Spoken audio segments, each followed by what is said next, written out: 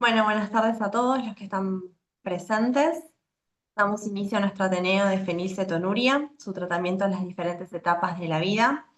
Las disertantes son la doctora Gabriela Pacheco, médica especialista en pediatría y nutrición infantil, jefa del servicio de endocrinología y metabolismo del Hospital Público Materno Infantil de Salta, integrante del grupo de trabajo de errores congénitos del metabolismo de la SAM.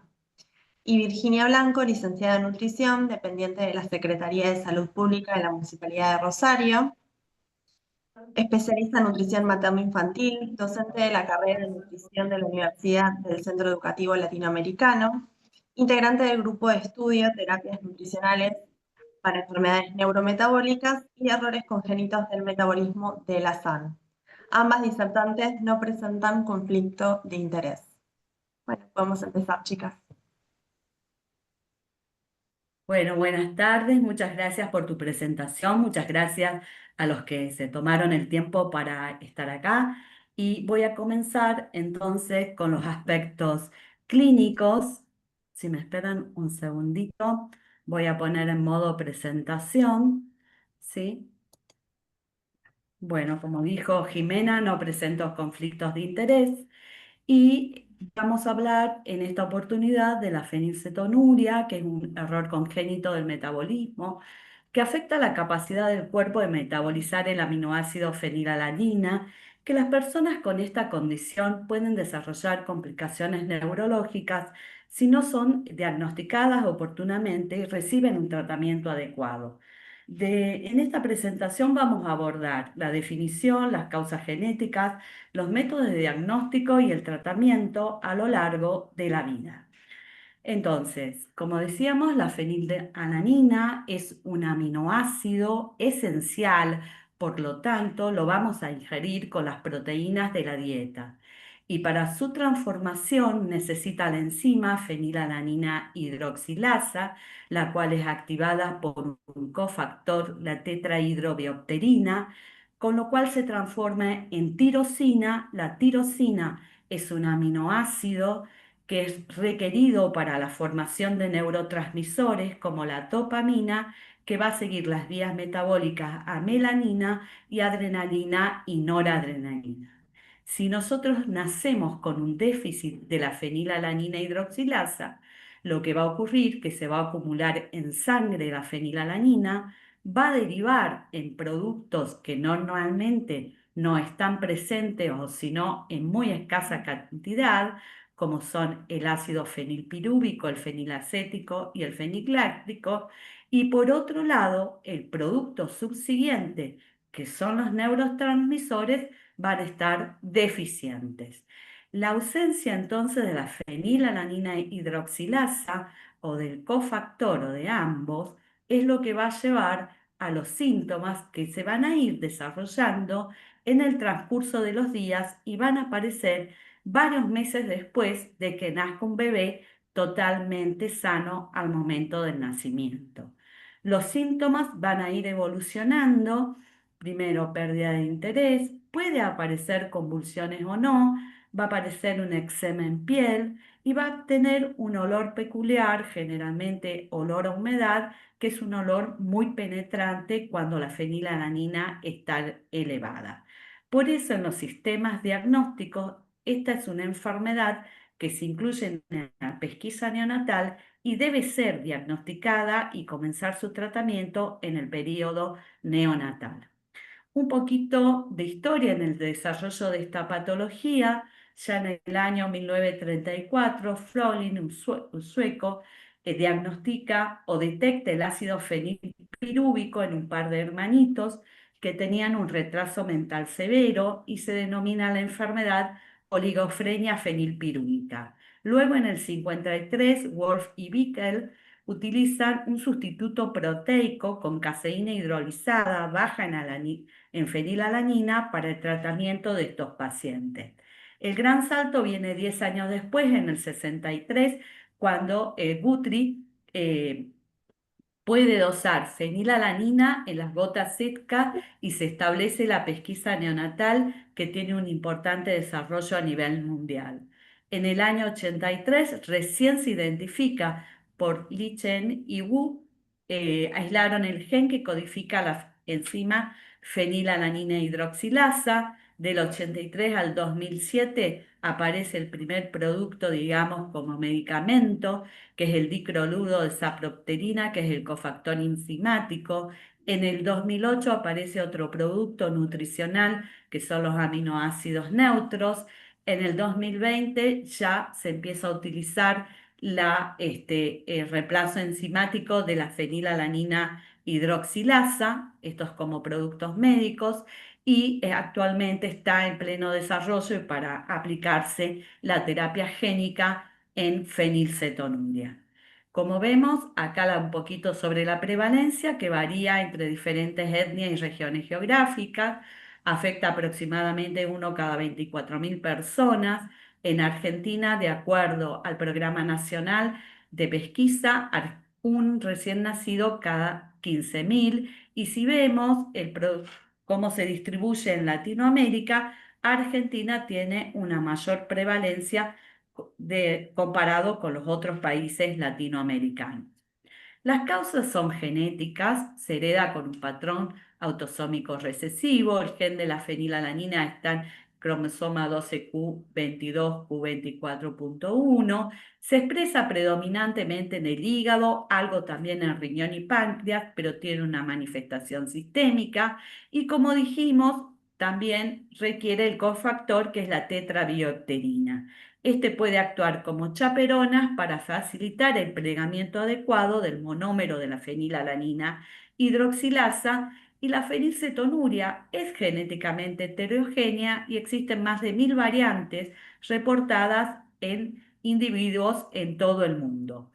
La clasificación fenotípica que tenemos de la fenilcetonuria, que es de acuerdo al valor que se encuentra en la pesquisa neonatal, y recordemos que el valor normal es entre 2 a 4 miligramos decilitro, podemos tener formas clásicas con valores muy elevados, mayor de 20 miligramos, que implican una tolerancia menor de 300 miligramos decilitros de fenilalanina en el día, la PKU moderada de 10 a 20, 300 a 400 miligramos día de fenilalanina, la PKU leve entre 6 a 10 miligramos, 400 a 600 miligramos lo que pueden tolerar, y la hiperfenilalaninemia benigna menos de 6 miligramos decilitro y las deficiencias de biopterinas. Estas variantes están catalogadas en base de datos como BioPKU, al que se puede acceder y uno teniendo la variante genética también va a dar una información sobre la prevalencia de esas variantes, en qué lugar del mundo se encuentran y también qué tolerancia pueden tener o si son receptivas de tratamiento con el cofactor. ¿Cuál es la fisiopatología en definitiva? ¿Por qué se produce el daño neurológico? Bueno, hemos visto que al aumentarse la fenilalanina, esto es a nivel del hígado, va a pasar a la sangre, de la sangre para entrar al encéfalo necesita atravesar la barrera hematoencefálica, para ello utiliza el transportador LAT1 y al haber compite con el resto de de los otros aminoácidos, entonces como que la fenilalanina copa el transportador, por eso aumenta tanto la fenilalanina ya a nivel intracerebral y va a producir por esta competencia por el transportador una disminución de los aminoácidos neutros. Entonces el daño que va a provocar este aumento de la fenilalanina en el cerebro, que reduce la formación sináptica, reduce la actividad de la piruvatoquinasa, de la hidroximetil-CoA, la actividad también. Hay daños en la sustancia blanca, inhibición o disminución de la tirosina y triptófano. Y por supuesto, disminución del resto de los neurotransmisores, afectando la producción de serotonina, dopamina, noradrenalina, entre otros. Entonces, las alteraciones fisiopatológicas que llevan al daño neurológico son alteración en la sustancia blanca, produce alteración en el crecimiento dendrítico neuronal de la conectividad sináptica, alteración en los fenotipos de los oligodendrocitos. Y por otro lado, esta alteración en los neurotransmisores, dopamina, que es esencial para el funcionamiento de la corteza prefrontal, que regula funciones ejecutivas, el control inhibitorio, la memoria de trabajo, la flexibilidad cognitiva. Serotonina involucrada en los procesos cognitivos, que mediados por la corteza orbitofrontal actúan en la regulación del estado del ánimo, las emociones y el comportamiento. Y la reducción de tirosina y triptófano en el cerebro pueden estar asociadas a los trastornos por déficit de atención e hiperactividad. Y de hecho, cuando se inició con el tema a nivel mundial de la pesquisa neonatal, se iban a buscar a estos pacientes en los hospicios donde estaban recluidos, muchos de ellos con trastornos de autismo severo o de desarrollo neurológico muy afectado. Para el diagnóstico, como dijimos, a nivel nacional existe la ley 26.279, que incluye la determinación de la fenilalanina en todos los recién nacidos. Hay que recordar que la pesquisa neonatal positiva me detecta un paciente de riesgo que debe localizarse, evaluarse, realizar los estudios correspondientes a fin de confirmar o descartar la patología. Y todo esto debe hacerse dentro del primer mes de vida. Otro concepto importante a recordar que la pesquisa neonatal no hace diagnóstico, selecciona un individuo de riesgo y requiere estudios confirmatorios. Por eso, ubicado el paciente, se solicitarán otros estudios como el dosaje de aminoácidos plasmáticos y ácidos orgánicos urinarios y se verá también la relación entre los aminoácidos fenilalanina y tirosina. Y para esto se necesita una metodología especial que es la espectrometría de masa en tándem y cromatografía líquida. Y esta metodología no está disponible en todas las provincias, es muy escasa y una vez detectado y tomado las muestras se deben derivar, nosotros a través del programa nacional, se deriva a la ciudad de Buenos Aires, al Hospital Garrahan, para hacer los estudios confirmatorios. El dosaje inicial de terinas urinarias y pruebas para detectar si hay deficiencia del cofactor también son necesarios y si está disponible el diagnóstico a través del estudio molecular también ayuda porque con eso también se certifica la variante fenotípica que tiene el paciente. El diagnóstico prenatal está accesible para el déficit del cofactor en líquido amniótico si ya he tenido un paciente y quiero saber si mi próxima gesta va a estar afectada. El equipo interdisciplinario es necesario para el tratamiento y seguimiento de estos pacientes, entonces podemos decir que inicia en el laboratorio de pesquisa, con el resultado se activa la comunicación con el equipo interdisciplinario. Nosotros en Salta utilizamos Hospital de Día Pediátrico para la evaluación y seguimiento de estos pacientes, con el médico especializado en nutrición, la licenciada en nutrición capacitada en el tratamiento de los errores congénitos, asistente social, psicólogo, neurólogo, fisiatra y todo aquel profesional que sea necesario para el seguimiento de acuerdo al compromiso clínico que tenga el paciente. El seguimiento a largo plazo requiere periodicidad de controles de fenilalanina y esta varía según la edad del paciente. Las guías internacionales hablan de 2 meses. El seguimiento es semanal. En Argentina se estableció que hasta los primeros 6 meses el seguimiento y control de la fenilalanina se haga de modo semanal.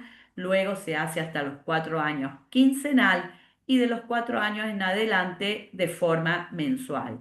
Y esto también va a variar de acuerdo a los requerimientos clínicos del paciente y cómo venga llevando su tratamiento. Puedo hacer controles más seguidos o puedo darme la ventaja de pasarlo una vez al mes de acuerdo a la evaluación de la familia y del comportamiento que tenga respecto al tratamiento.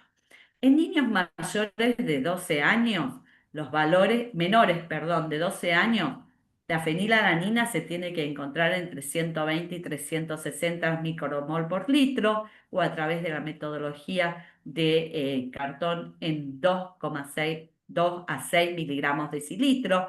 Miren el margen tan estrecho en que se establecen los valores para control. En niños mayores de 12 años y adultos puede estar entre 2 y 10 miligramos decilitro, y cuando tengo una mujer embarazada fenilcetonúrica, vuelve a los valores iniciales de los primeros años, entre 2 y 6 miligramos decilitros. Esto es una cartillita que se le puede entregar donde están señalados los límites para ir llevando el control de su tratamiento. De acuerdo a la Guía Europea de Diagnóstico y Tratamiento de Fenilcetonuria, se establecen como 10 recomendaciones básicas. La primera de ellas es mantener las concentraciones de fenilalanina en sangre en el rango recomendado de acuerdo a esta clasificación fenotípica o de acuerdo a la edad que tenga el paciente, y también de acuerdo si tengo ya la evaluación molecular de mi paciente. El diagnóstico diferencial debe hacerse siempre o saber que no estoy frente a un déficit de biopterina que requerirá otro tratamiento, además del nutricional o en vez del nutricional. Hay pacientes que antes del tratamiento en concentraciones de fenilalanina menores a 360 micromol por litro no van a requerir tratamiento. Si están superiores a 360 micromol serán tratados. Pacientes no tratados y entre 360 y 600, lo mismo que vimos en la clasificación fenotípica, requieren tratamiento hasta los 12 años, y no tratados con niveles superiores deben tratarse durante toda la vida. Los adultos deben tener un seguimiento sistemático de por vida con centros expertos en enfermedades metabólicas y evaluar los riesgos que pueden ocurrir durante la vida adulta. En los pacientes PKU tratados todos los 12 años, dijimos, las recomendaciones son entre 120 y 360. En pacientes tratados con 12 años o más puede ser, se amplía el margen de tolerancia entre 120 a 600, y las pacientes embarazadas tienen que volver a los rangos de tratamiento de los primeros años de vida.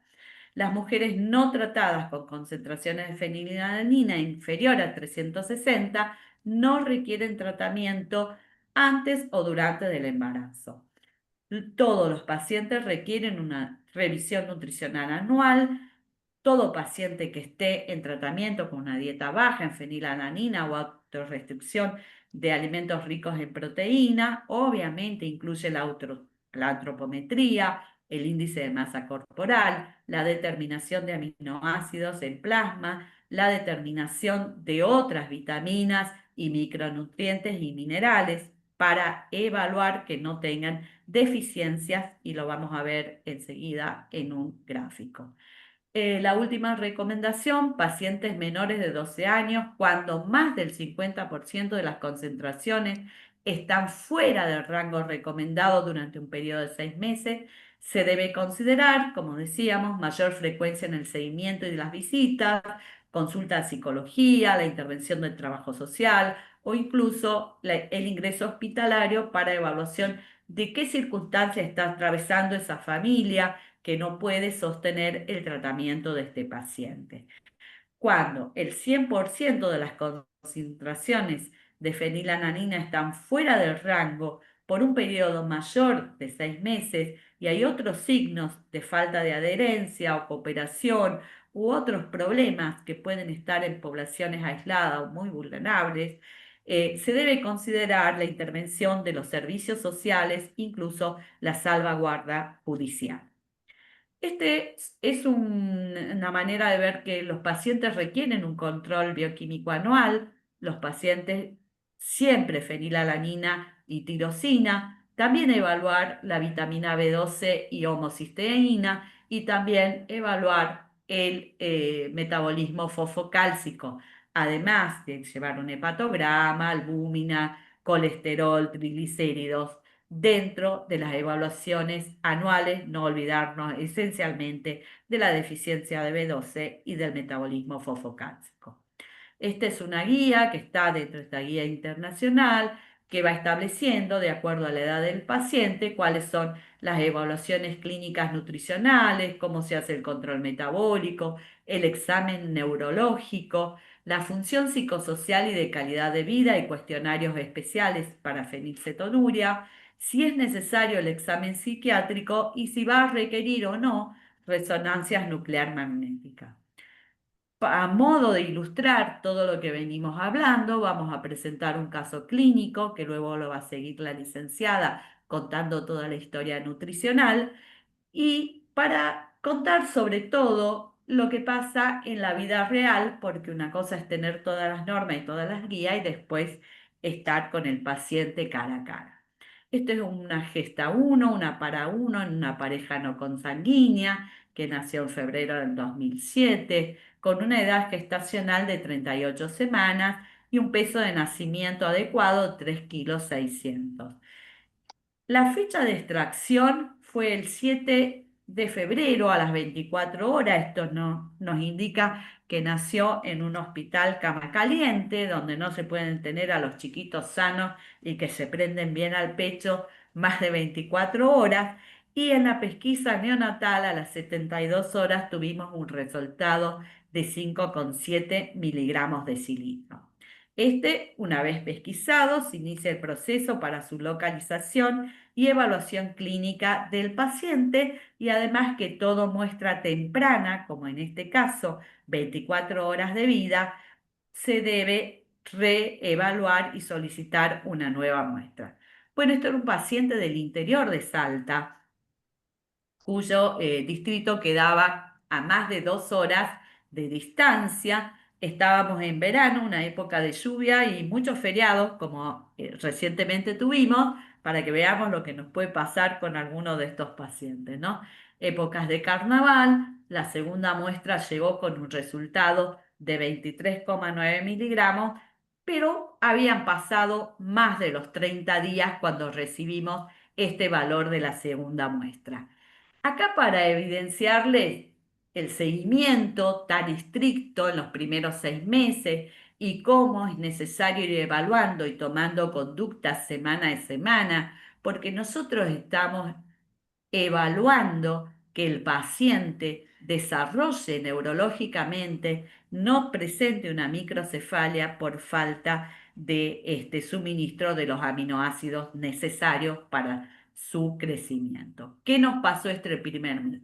Que esta es una mamá primeriza que durante el primer mes estuvo en otra localidad en la casa de la abuela. Entonces,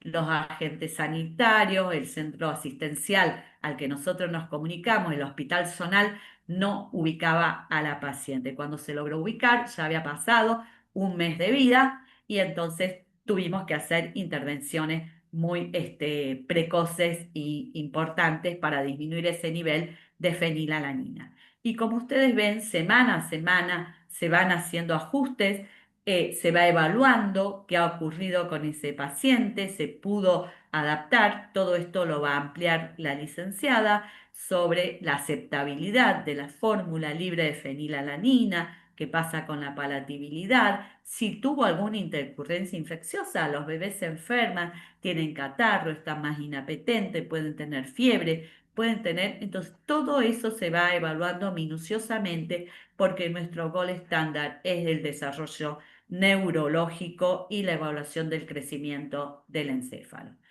En esta paciente pudimos hacerle la variante molecular y se identificaron dos mutaciones patogénicas que estaban ya descritas en la base de datos y pusimos nuestras variantes en BioPKU y pudimos ver que es una de las variantes más frecuentes que se presentan en Sudamérica en el 33% de los pacientes detectados. Parte del tratamiento como herramienta fundamental, ya todo esto, como dije, lo va a ampliar la licenciada, es la educación terapéutica de la familia, talleres de educación culinaria, y aquí mostramos un registro histórico de nuestras familias, nuestros pacientes, y también adaptamos a un lenguaje que la familia puede entender y que esté al alcance de ellos las cartillas informativas y de instrucción sobre conteo de proteínas o de fenilalanina, de acuerdo a la capacidad que tenga cada familia de adaptarse y de culturalmente aceptar las modificaciones que implica el nacimiento de un niño con estas patologías. Bueno, como conclusión, la adherencia a largo plazo indudablemente presenta un desafío. Hay etapas cruciales para reforzar el tratamiento y la reeducación, que es el ingreso escolar, que es todo cambio, el ingreso a la secundaria, la adolescencia en sí mismo, como en cualquier enfermedad crónica y más en esta, y luego la independencia y la autonomía en la vida adulta. Todavía hoy tenemos dificultades en el acceso y la equidad en el tratamiento en poblaciones vulnerables. También es un reto sostener y armar equipos de seguimiento, tanto en el sector público como en el privado. Indudablemente, a ver si se animan algunos de los que están escuchando y se asocian a los equipos para poder trabajar en la transición y en el seguimiento de adultos y de adolescentes. Un beso a todos y muchas gracias por su atención. Muy linda la presentación, Tafi. Gracias. Seguimos con Virginia. Bueno, voy a compartir pantalla. Ahí se ve bien. Perfecto. Vamos a hacer presentación con diapositivas desde el principio. Bueno, muchas gracias, Jimena, por tu presentación, la doctora por la hermosa presentación que hizo, y ustedes por conectarse a estas horas previo al feriado. Bueno, ¿qué vamos a retomar nosotros? Las bases de tratamiento nutricional en la fenilcetonuria. Vamos a hablar cuáles son los objetivos del tratamiento nutricional. Vamos a ver cómo es la dieta y las diferentes formas de aplicarlas. Y finalmente vamos a retomar el caso clínico de la doctora. No presento conflicto de interés para la presente disertación. Van a ser los objetivos de... Ay, que se me coló. ¿Cuáles van a ser los objetivos del tratamiento nutricional? Por un lado, limitar la ingesta de fenilalanina de la dieta. Decimos que es una dieta baja en fenilalanina, pero no libre de fenilalanina, porque es un aminoácido esencial que lo necesitamos para el crecimiento y el desarrollo y para evitar las descompensaciones metabólicas. También mantener la tirosina en sangre dentro de las concentraciones normales, porque se convierte en un aminoácido condicionalmente esencial. Minimizar el catabolismo de la proteína endógena y promover la síntesis de la proteína adecuada. Individualizar las recomendaciones de dietoterapia, promover el crecimiento, desarrollo y mantenimiento de la salud y proporcionar intervenciones y monitorearlas luego para maximizar la adherencia de la terapia. El tratamiento que no, se me pasó. Otro de los objetivos del tratamiento nutricional son modificar las recomendaciones cuando se emplean terapias alternativas o complementarias. Esto puede ser los glicomacropéptidos, la tetrahidrobiopterina, los aminoácidos neutros y la terapia de reemplazo enzimático. Fomentar la adherencia mediante talleres de cocina, folletería, cuentos, recursos para los pacientes, vigilar el estado clínico, bioquímico y nutricional y mantener el tratamiento durante toda la vida. El tratamiento, que siempre involucra un plan de alimentación, debe ser individual, dinámico y adaptado a las necesidades de cada paciente. Como dijo la doctora, la severidad de la enfermedad va a determinar el nivel de intervención terapéutica. Vemos que, por ejemplo, en la PKU clásica, la tolerancia de fenilalanina suele estar entre 250 y 350, en la moderada de 350 a 400 y en la leve ya tenemos un poco más de tolerancia entre 400 y 600. Los niveles deseables de fenilalanina en sangre, tenemos las guías de USA, las guías europeas y las guías argentinas, que en realidad la Argentina es un consenso que se hizo por el doctor Eiroa, la doctora Norma Espécola y la doctora Nachesa, que estableció que los valores entre 0 y 4 años deben ser de 1 a 4 miligramos por ciento, de los 4 a los 12 años de 1 a 6 miligramos por ciento, en mayores de 12 años 8 miligramos por ciento y en el embarazo volvemos a niveles más bajos de 1 a 6. ¿Cuáles van a ser las características de la dieta? Por un lado vamos a tener alimentos con muy baja cantidad de proteínas naturales, pero sí con una cierta cantidad que nos aporte la fenilalanina necesaria para el crecimiento y desarrollo. Luego vamos a tener alimentos aproteicos que pueden ser comerciales, ahora vamos a ver la gama de productos que nos ofrece la industria, o pueden ser caseros en donde les enseñamos con recetas de cocina a cocinar sus propios panes, sus propias pastas a partir de almidones y féculas. Y por el otro lado vamos a tener el sustituto proteico, que es una fórmula especial que es necesaria, es indispensable en el tratamiento. ¿Cuáles van a ser los pilares del tratamiento dietario? Bueno, se basa en la restricción de proteínas naturales, en donde tenemos alimentos que no son permitidos por su alto contenido en proteína, alimentos permitidos en cantidades limitadas y controladas, que son los que nos van a ofrecer la fenilalanina, alimentos permitidos y el sustituto proteico. ¿Cómo vamos a calcular el plan alimentario?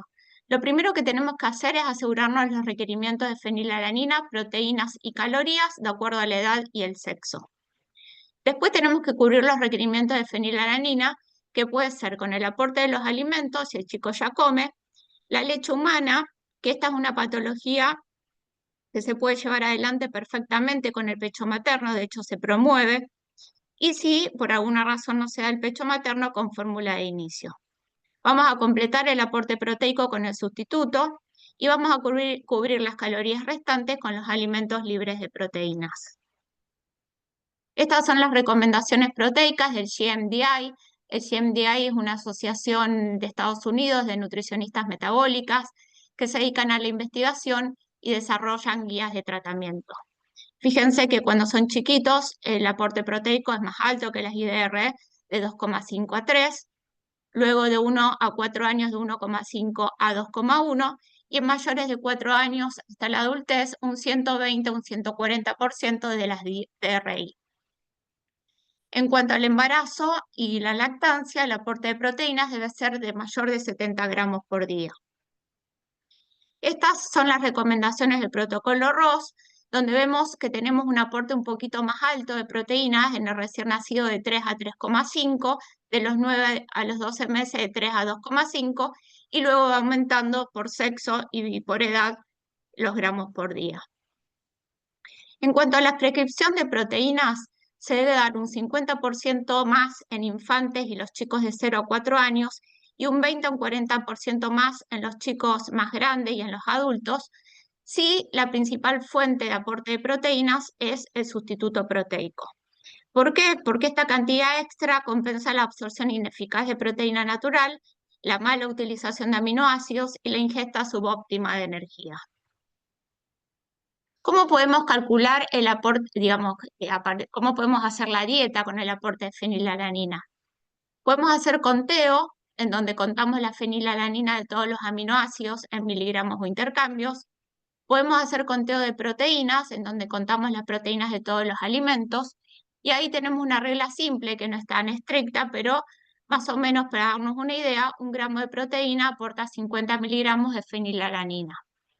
Y la última, que es la dieta simplificada, es una que se está usando últimamente, donde sumamos miligramos de fenilalanina o gramos de proteínas, y es una dieta que es mucho más flexible y por lo tanto mejora la adherencia, porque no se suman las frutas y vegetales con menos de 75 miligramos de fenilalanina por gramo de alimento, no se suman los alimentos hipoproteicos con fenilalanina menor a 20 miligramos por porción, y lo que se hace es que en los pacientes severos se reduce la indicación preestablecida de fenilalanina en un 30% para dar el margen a estos alimentos libres.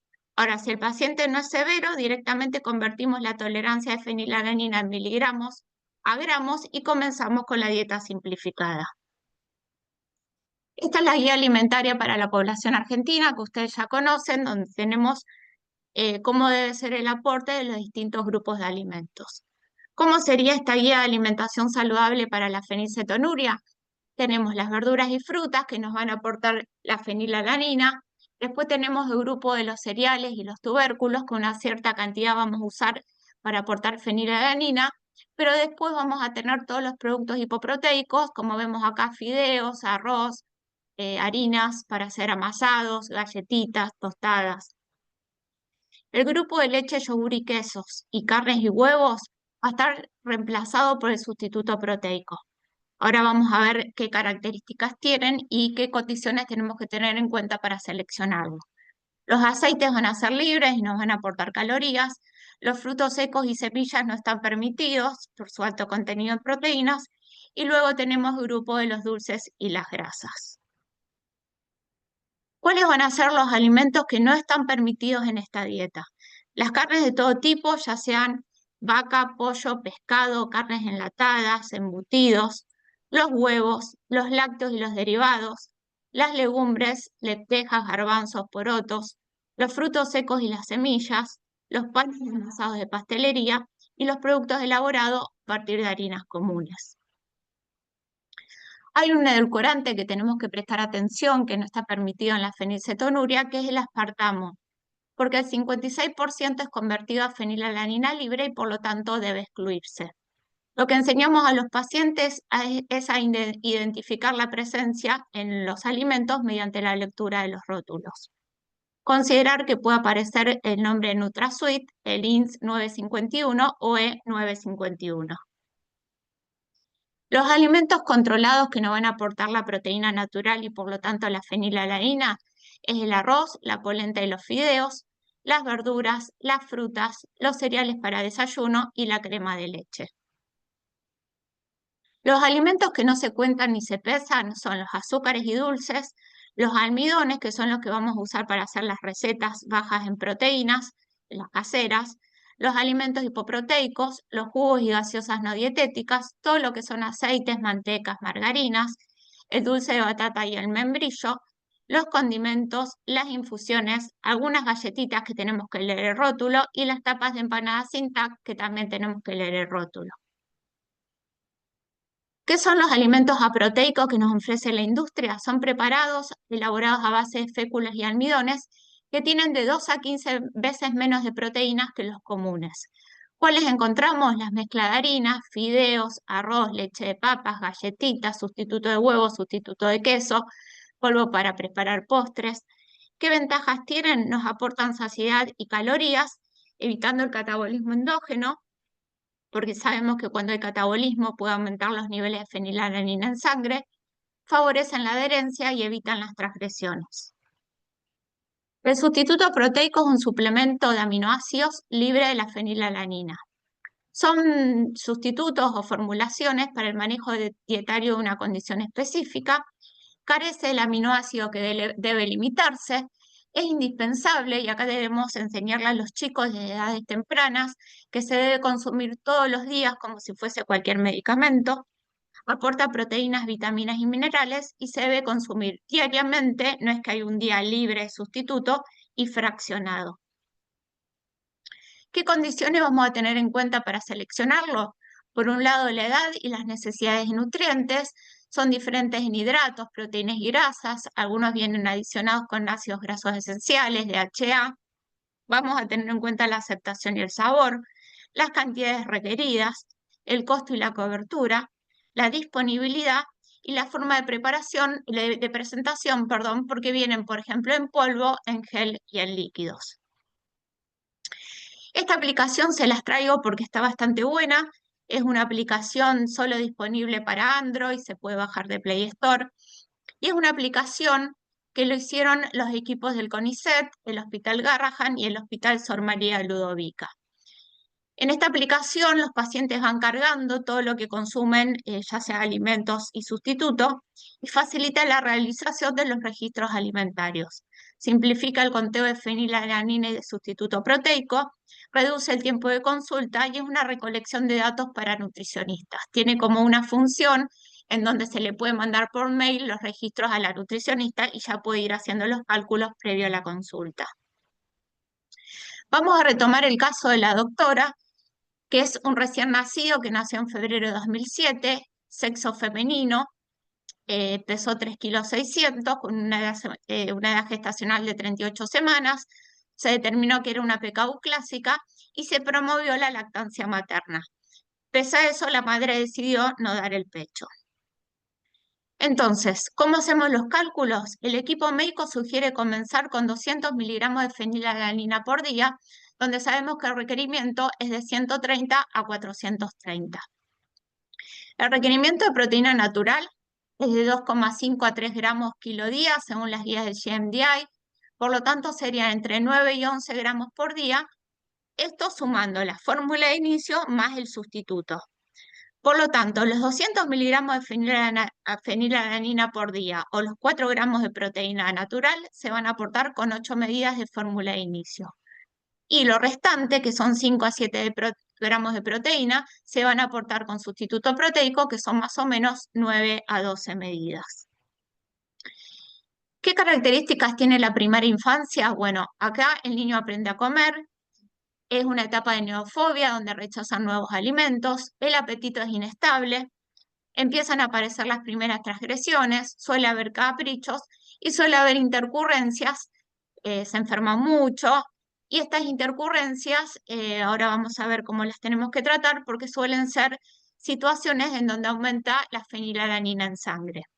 En cuanto a la familia, hay que hacer una instrucción en la cocina, tienen miedo de equivocarse, muchas veces hay descreimiento o negación a la enfermedad y es el momento oportuno para acompañar.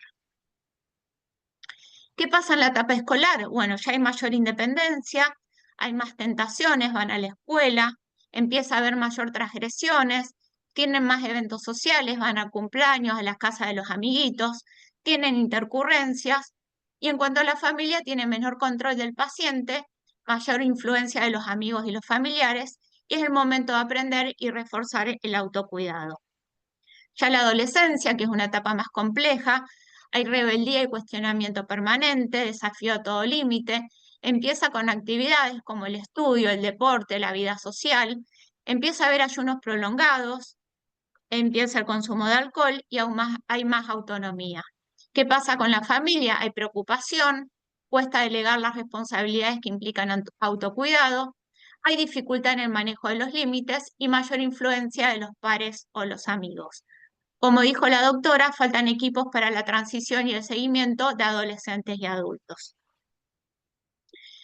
Bueno, este misma bebé llega a la edad de 18 años con un peso de 42 kilos, una talla de 1,46 y un índice de masa corporal de 19, y finalmente se estableció que la tolerancia de fenilalanina era de 300 miligramos por día. Los rangos recomendados de fenilalanina en sangre para adultos vimos que en Argentina era de 2 a 8 miligramos por ciento. Bueno, ¿cuáles son los requerimientos en esta paciente? De mayor de 4 años y adultos tenemos fenilalanina de 200 a 1100, nosotros establecimos 300, la tirosina es de 4000 a 6000 miligramos por día, la proteína de un 120 a un 140% de las IDR y la energía es la IDR de acuerdo a sexo y edad. Estas recomendaciones proteicas que son más altas son para individuos cuya mayor fuente proteica la constituye el sustituto proteico. Vamos a ver cómo cubrimos. Por un lado empezamos con la fenilalanina de 200 a 1100, que nosotros establecimos que vamos a dar 300 miligramos. ¿Cómo cubrimos esos 300 miligramos? Por un lado, esta paciente consumía frutas y verduras libres, que eso nos van a dar un cierto aporte de fenilalanina, papa, batata y choclo con control, y arroz y fideos comunes con control. Esta paciente realizó una dieta simplificada, que es la que dijimos que tiene mayor flexibilidad. ¿Cómo vamos a cubrir la tirosina, que dijimos que es un aminoácido condicionalmente esencial?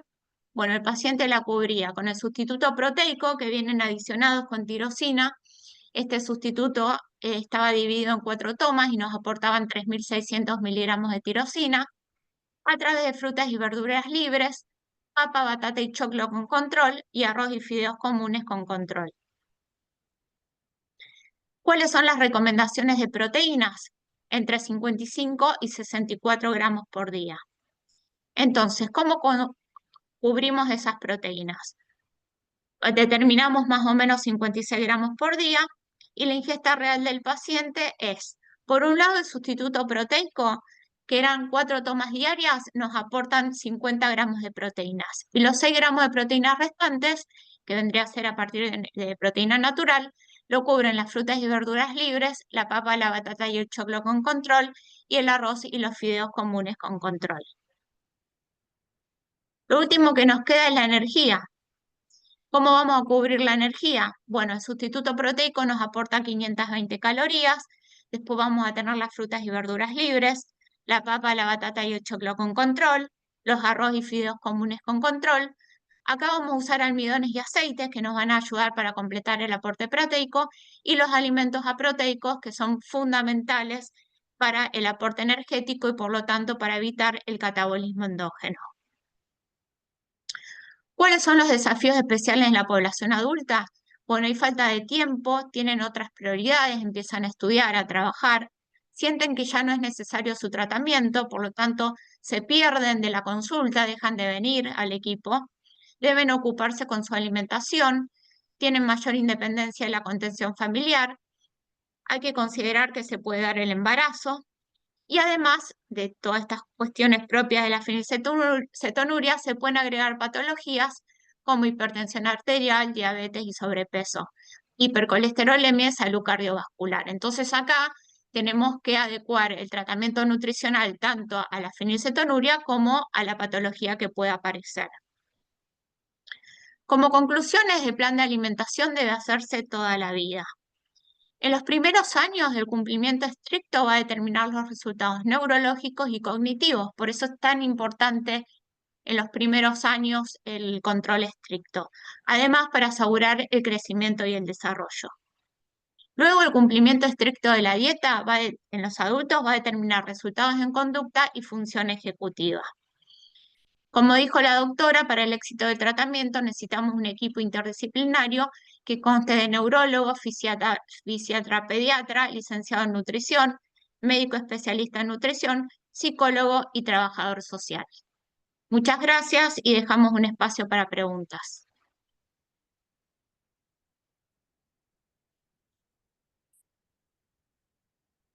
¿Alguno quiere hacer alguna pregunta? Vi que en el chat pusieron una pregunta para Tafi.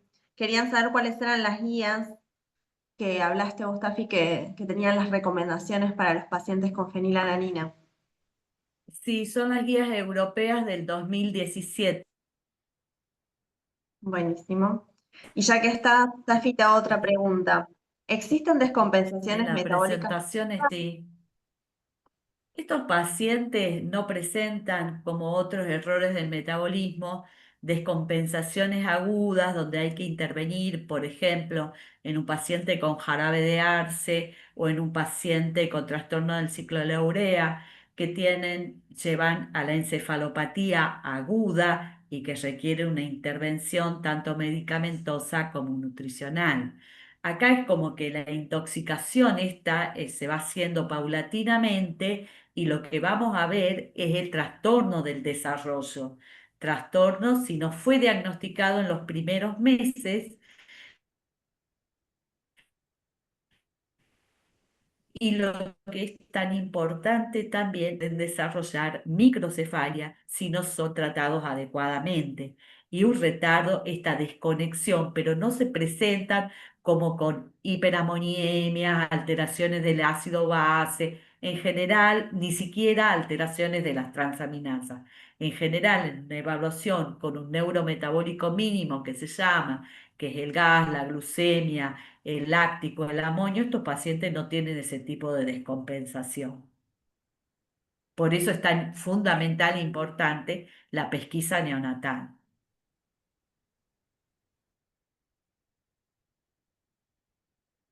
¿Alguna pregunta más? ¿Alguien que quiera animarse a preguntar? Voy a ver en el chat.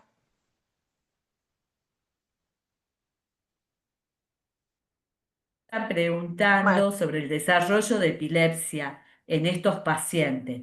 Como dije, pueden presentar convulsiones, pero no todos los pacientes y tienen que estar realmente, no seguir el tratamiento o no haber sido diagnosticado.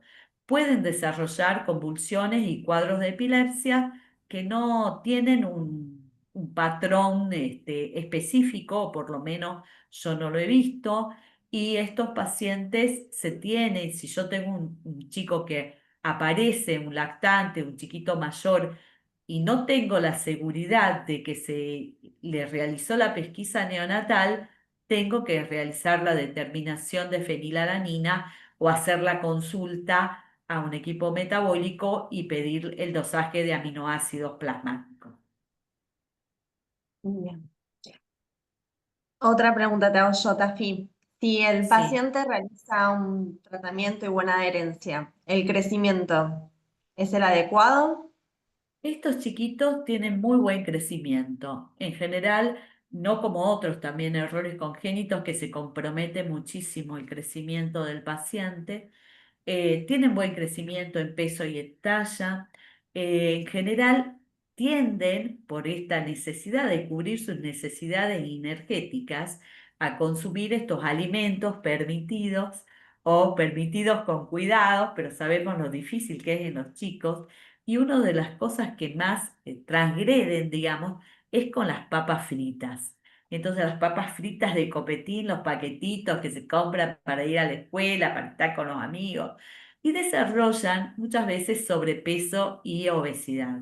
Entonces estos chicos podemos tener ese trastorno del desarrollo de sobrepeso y obesidad y consecuentemente a esto aparecer esas otras complicaciones secundarias también al desarrollo de la obesidad. Ujú. Bien. ¿Alguna pregunta de los que están escuchando? Si no, te hago yo una voz, Virginia. Dale. ¿Qué pasa si el paciente no quiere tomar el sustituto proteico? Bueno, eso es un desafío. La realidad es que debemos acostumbrarlo desde la primera infancia, que se debe tomar como cualquier medicamento. A veces lo que podemos hacer es darlo con alguna comida, con alguna colación. Tenemos que establecer rutinas, dar el sustituto proteico siempre al mismo horario.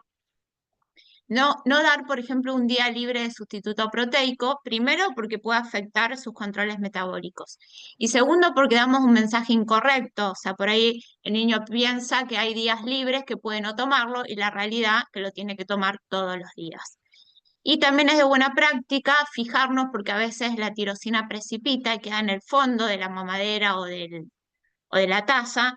Entonces, bueno, decirle que los mezclen bien o si se quedó un poquito de fórmula, que le agreguen un poco de agua y lo tomen, pero bueno, asegurarnos porque tenemos que cubrir la tirosina. Ujú. Bien. ¿Y qué hubiera pasado si en este caso la mamá quería dar el pecho? Se puede perfectamente, en nuestro caso clínico, que bueno, fue un caso real que le cambiamos algunos datos, pero la verdad que hay mucha experiencia y uno de los errores congénitos en donde está permitido y se promueve, de hecho, la lactancia materna. Bien. Ahí hay otra pregunta para mí, me parece. Sí, sí es Mira, fundamental perdón, sí. la realidad es que siempre es bueno establecer rutinas, pero bueno, no tiene que ser una cuestión rígida con el horario. Lo que sí es importante es fraccionarlo, no es que pueden tomar todo el sustituto del día en una sola toma, sino más o menos en 3 o 4 veces por día.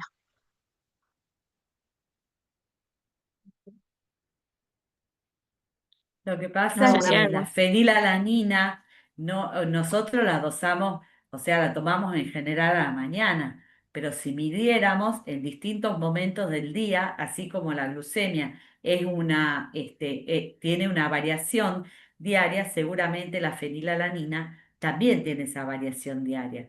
No hay sensor, no hay como los glucómetros para medir la fenilalanina y por esto es la necesidad de distribuir este sustituto proteico para asegurar que no haya, digamos, como oleadas de aumento de fenilalanina con lo que comen y eso ingrese todo al cerebro, ¿no? Ujú.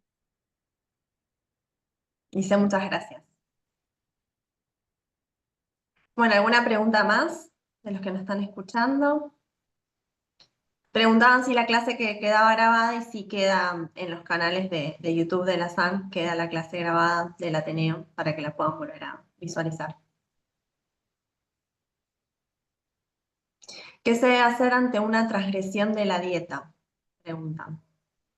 Bueno, nada, la idea es que no haya transgresiones y bueno, no se puede hacer demasiado. Eh, a veces, si tenemos una X cantidad de fenilalanina por día y consumió de más en alguna comida, bueno, hacemos el ajuste para que sea el total de fenilalanina en el día.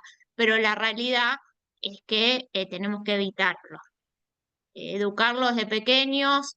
Hay alimentos que no van a estar permitidos nunca, bueno, salvo gente más en población más grande que usan alguna terapia complementaria y se pueden llegar a agregar algunos, pero sí, evitar las transgresiones y ser muchas veces lo que sirve es contactarlos con otras familias, porque bueno, aprenden, se sienten acompañados, darles talleres de cocina, bueno, todo eso ayuda mucho para evitar la transgresión. Y se contabiliza siempre la fenilalanina por día. La verdad que la aplicación Mi PKU da muy buen resultado, las familias que aprenden a utilizarlo y los chicos cuando ya pueden utilizarlo, ellos en el celular les encanta y van contabilizando y se van ellos controlando de acuerdo a la cantidad de fenilalanina que van registrando. Así que es una herramienta realmente muy útil. A mí me ha parecido en mi experiencia con los pacientes que les facilita bastante, tienen muchos productos ingresados en la aplicación y eso les va permitiendo, y esto que dice Virginia, no pasarse de la cantidad. Y muy al contrario, a veces pasan que no llegan a cubrir la cantidad necesaria. Recordemos que no solo es, digamos, peligroso tener fenilalanina elevada, sino también tener deficiente fenilalanina, porque se necesita para formar los neurotransmisores. Así que eso es muy importante. ¿Alguna pregunta más? ¿Algo que quieran comentar?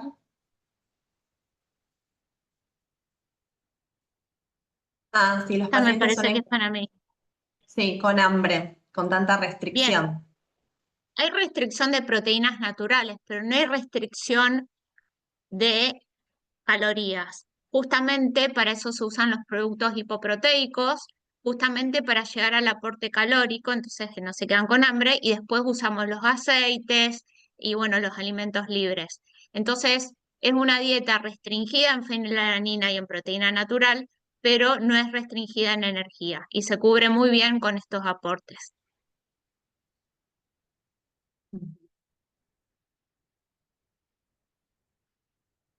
Por ahí como para que quede un poco más claro, es como si fuera una dieta vegetariana con el aporte del sustituto proteico y estos alimentos que dice Virginia, ¿sí? Los hipoproteicos que van a reemplazar un poco al consumo de los cereales. Entonces el paciente no tiene hambre, no tiene por qué tener hambre, y más si es un niño que tenemos que lograr que llegue a la vida adulta. Tiene que cubrir su aporte de calorías. ¿Alguien quiere comentar algo más?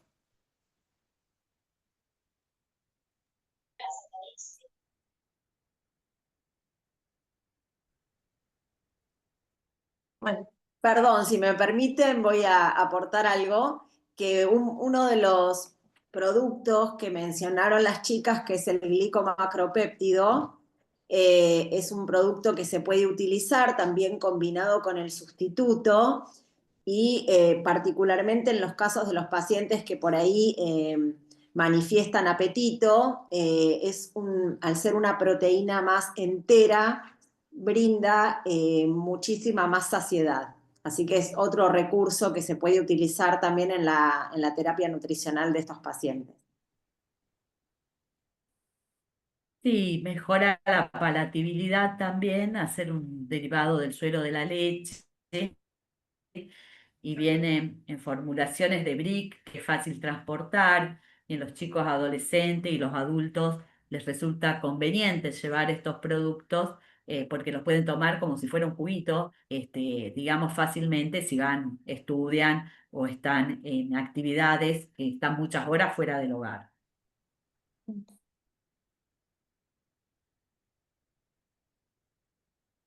voy a hacer una pregunta yo también.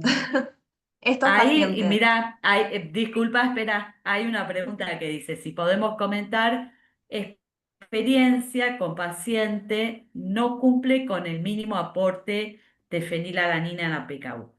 Lamentablemente yo tengo experiencia con esto, son familias muy vulnerables, familias con necesidades básicas insatisfechas, donde uno dice, encima de lo que tienen que vivir le pasa esta enfermedad. Y tenemos chicos que a pesar de haber tenido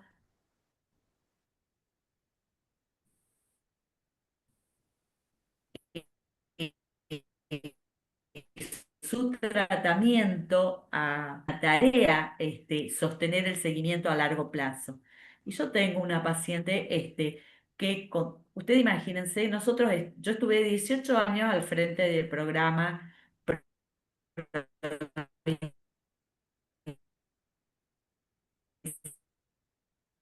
de la pesquisa de enfermedades, secretarios, 4 secretarios de las secretarías de nutrición que son las que tienen que aportar y aprobar las fórmulas y los alimentos. Me llegan expediente con un año después diciendo no se ha autorizado. Y nosotros, ¿qué haces? Digo, ¿qué haces? Lamentablemente es lo que digo. Todavía tenemos inequidad a lo largo y ancho de nuestro país. Y todavía no sabemos, en función de los programas, cómo se van a seguir sosteniendo en el tiempo. El programa nacional, muy certeramente, desde su inicio en el año 2006, provee la fórmula durante el primer año que luego se extendió a los 2 primeros años de vida. Pero un mes atrás nos informaron que estaban sin fórmula para proveer a nuevos pacientes diagnosticados. Entonces, son enfermedades que tienen un alto costo y son enfermedades muy poco comprendidas y muy poco frecuentes. Entonces, un ministerio siempre hace que cubra primero lo que más preocupa. Si la familia no es demandante, digamos, no hacen líos que se vean, aunque ahora la gente está más viva con el tema de las redes y del celular, y manifiestan la situación. Pero eso es la realidad de nuestro país, por lo menos la que yo tengo.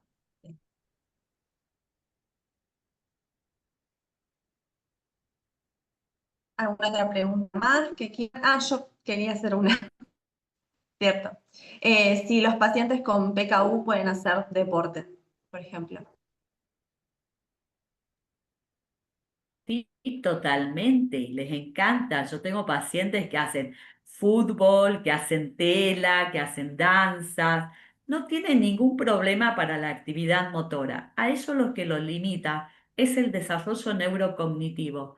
Y es una tristeza quienes vemos que a pesar de hacer muchísimo esfuerzo, a veces estas familias quedan aisladas y sin acceder al tratamiento adecuado. Tal cual. Bueno, ¿alguien tiene alguna pregunta más? Si no, damos cierre a este Ateneo. Me parece que no. Bueno, la verdad que las quiero felicitar a Gabriela y a Virginia porque fue muy lindo el Ateneo, muy linda la explicación, todo muy claro y seguramente nos vamos a nutrir mucho de toda la información que dieron. Bueno, Muchas gracias a vos, Jimena, y a todos los presentes, y a Natalia Presner por permitirme participar en esta disertación. Gracias a todos. Besitos. Pasen lindo Muchas fin de. gracias. Feliz Día de la Bandera. Gracias por hasta luego. conectarse. Gracias.